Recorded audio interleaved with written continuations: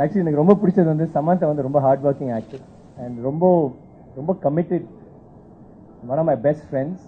But என்னன்னா அவங்க வந்து நீங்கள் சினிமாவில் பார்த்துருப்பீங்க அவங்க என்ன பண்ணுறாங்க அவங்க எல்லாருக்கும் தெரியும். பட் பர்சனலி ஐ ஃபீல் அவங்க ரொம்ப நல்லவங்க. அவங்க வந்து செய்கிற சில விஷயங்கள்லாம் வெளியில் யாருக்கும் தெரியாது. அந்த அளவுக்கு நானே ரொம்ப நம்மலாம் பண்ணுறோம், ஏதோ சின்னதாக சொசைட்டிக்கு பண்ணுறோம். பட் சமந்தா சில விஷயங்கள் பண்ணுறது வந்து கேட்டும் போது எனக்கு ரொம்ப ரொம்ப பிரமிப்பாக இருந்துச்சு.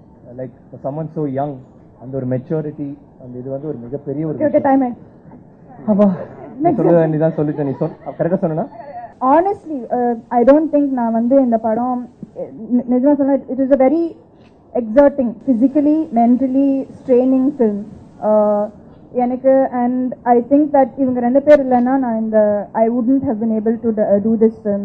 Both they were moral support and the guidance. இந்த படத்துல எனக்கு guidance ரொம்ப ரொம்ப முக்கியமான ஒரு விஷயம் இருந்தது and they were very very helpful and I would say that இவங்க ரெண்டு பேர் are my closest friends. நான் வந்து இந்த படம் ஜெயிக்கணும் on a very very very personal basis. I want this film to be a big hit and I think that நிஜமா this film will affect me for a very very long time. இப்பதான் ரொம்ப feel பண்ணி இந்த படம் ரொம்ப எனக்கு physical exertion, mental exertion.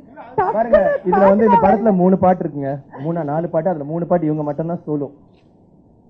அந்த அது தவிர அவங்களுக்கு வந்து சீன்ஸ் கிடையாது. கொஞ்சம் 2-3 அந்த சீன் 3 அதான் பிசிக்கல் எக்ஸர்ஷன். மென்டல் எக்ஸர்ஷன் வந்து இவங்க ரெண்டு பேரும் சமாளிக்கிறது, அது மென்டல் எக்ஸர்ஷன். இவங்க வந்து படத்துல கமிட் ஆகிற வரைக்கும் ஒரு மாதிரி இருந்தாங்க, கமிட் ஆனதுக்கு அப்புறம் கத்தி ஓடிடுச்சு, இப்ப வேற மாதிரி இருக்காங்க. அதனால டபுள் ரோல் தான் அவங்க.